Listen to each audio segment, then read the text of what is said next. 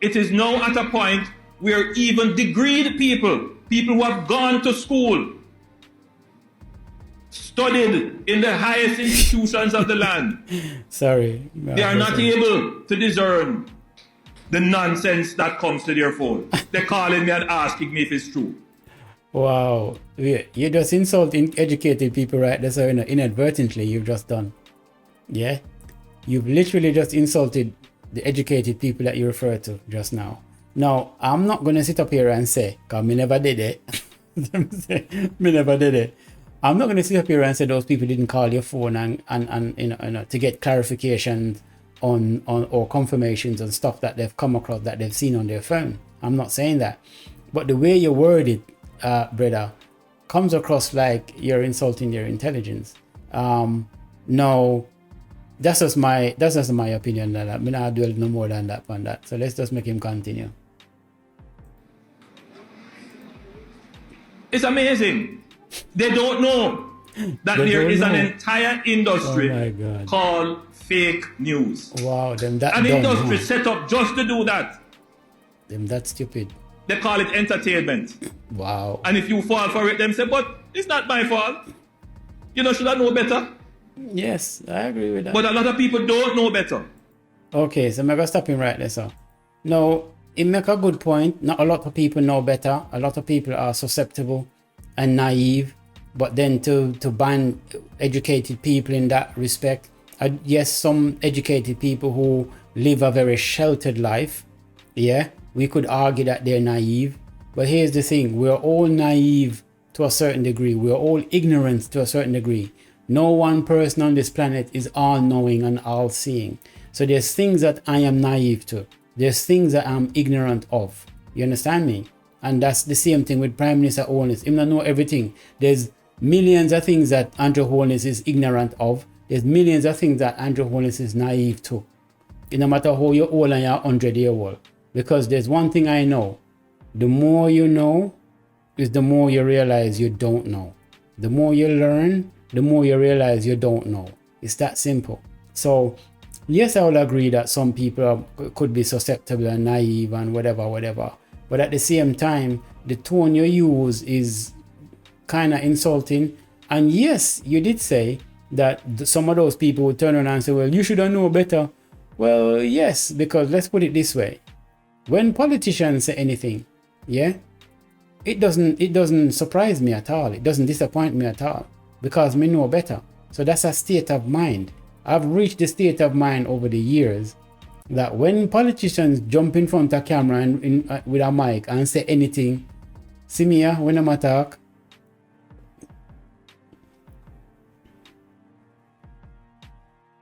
I'm not looking every direction except that. Simply because I've come to expect nothing from them. I don't listen to their promises and their pledges. I don't listen to what they're planning to do. All I care about is what you've done. I respect somebody who come into office, shut up, don't say nothing, and just start execute. And then me sit down and me say, well, in a minute. That person here just, you know, him not even they tell you, but guess what? Him build 50 school. And then him just tell you, wow. Or if you tell us you're going to build 10 school, but then you turn on and you build 100. We say, boy, and tell us I'm going to build 10 school, but guess what? 100 school in building now. My goodness. You see how that come across? That's how I judge character of people. Maybe judge is not the right word to use, but that's how I look at the character of people. But anyway, make him continue. Where we then? A lot of people stay home and they're on their phones or they're watching on their computers. Utter nonsense and rubbish.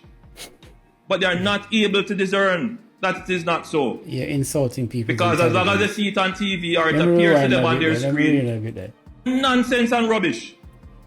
But they are not able to discern that it is not so. Because as long as they see it on TV or it appears to them on their screen, they take it as fact.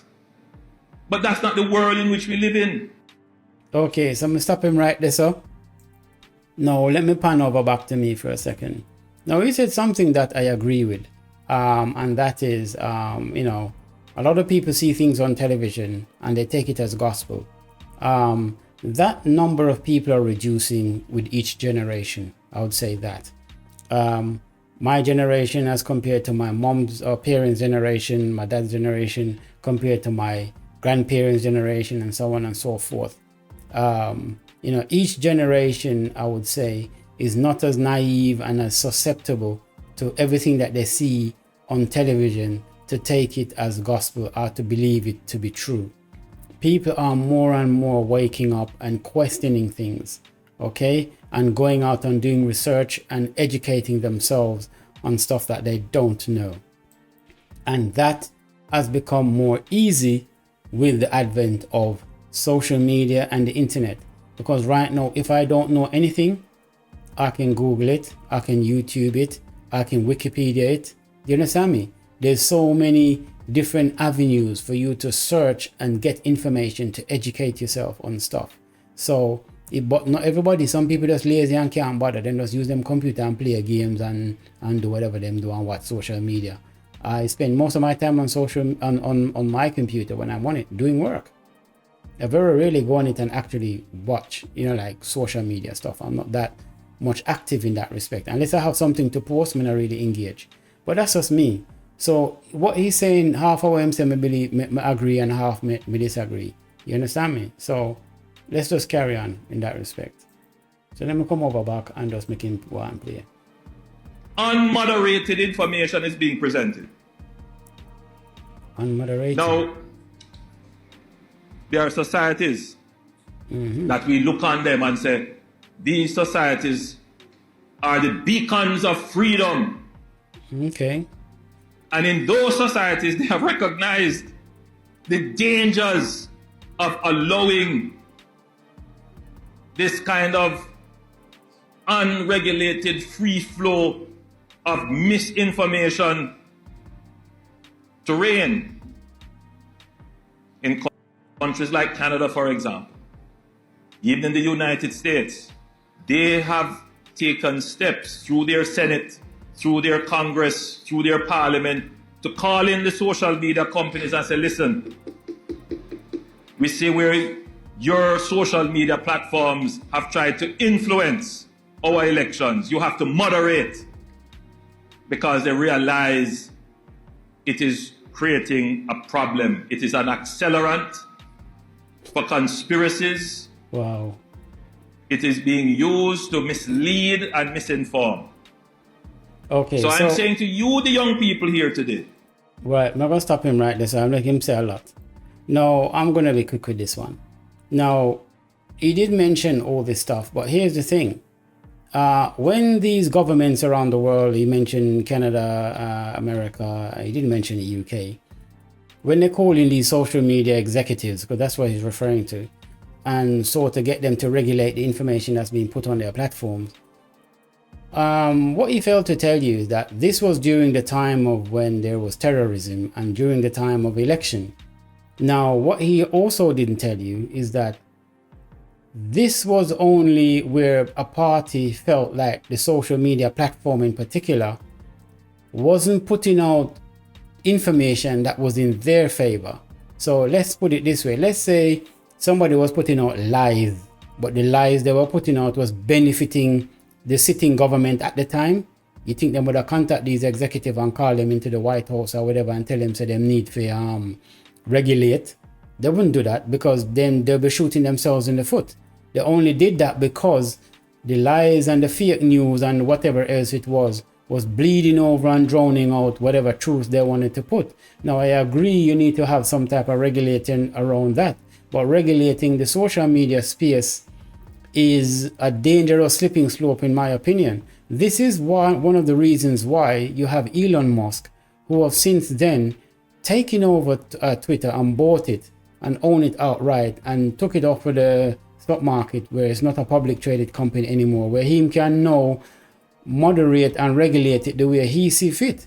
Because once you put something as a public traded company, the government get involved and tell you, oh, you have to run your business on A, B, C, D, E, F, G.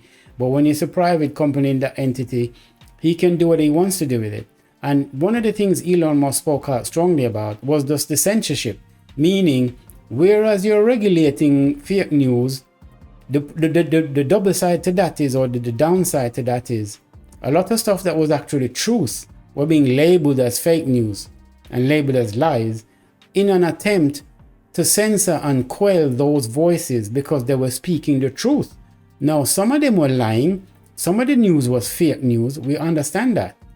But at the same time, a lot of the news and information that was also coming out of these platforms like Facebook and Twitter and so on in particular, not all of it was fake news. Some of it was the truth. Some of it was factual. But because the powers that be didn't like that narrative and it didn't suit their interest and agenda, they labeled it as fake news. They labeled it as lies in order to censor it and quell it. And that's something that Elon Musk sort of identified and saw for himself. And when he took it over, he said, listen, all views content. As you know, the opposition now, the Democratic, I think it was Trump or whatever, he got banned off Twitter. But ever since Elon Musk took over, if my memory serves me right, he was reinstated. I don't know if he's been banned again or what. I haven't been following it up. But that's the point I'm trying to make. He allowed more people to express themselves than before. Now, the people who did use to the previous executives of Twitter and didn't like the status quo, them talk out against it and say, oh, it's gone willy-nilly and everybody just say anything on the platform. But the freedom of expression that I see there would never have been there under the previous executive, because it was kind of clear to me, the way it looks in my opinion, as if they lean towards a particular party, and anybody who say anything that was not in favor of that particular party, those tweets were being censored and being shadow banned and stuff like that. That's the allegations that was going around anyway. Whether that was true or not, that was the allegation that a lot of people had.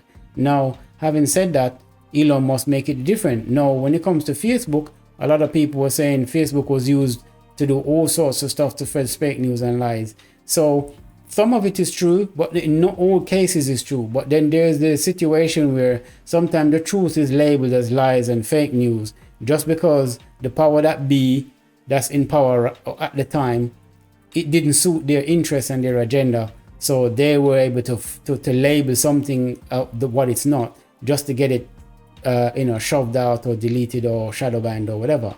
So you have to be careful when you say that. So that's what he's got to think of. And then the other reason was during the terrorism situation, all of these guys were brought in because, a lot of these terrorists are using social media to show gruesome pictures of violent acts that they committed, to propagate their propaganda and push to the masses in the West the stuff that they were doing. It was kind of being used, if you like, as a recruiting ground as well for susceptible, naive youngsters.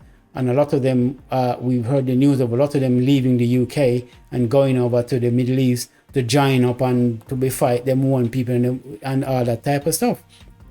So, excuse me, this goes to show that yes, they had to call in the executive because they wanted to start to track these people and the movements of these people and the people that was putting out these type of terrorist type activities on social media.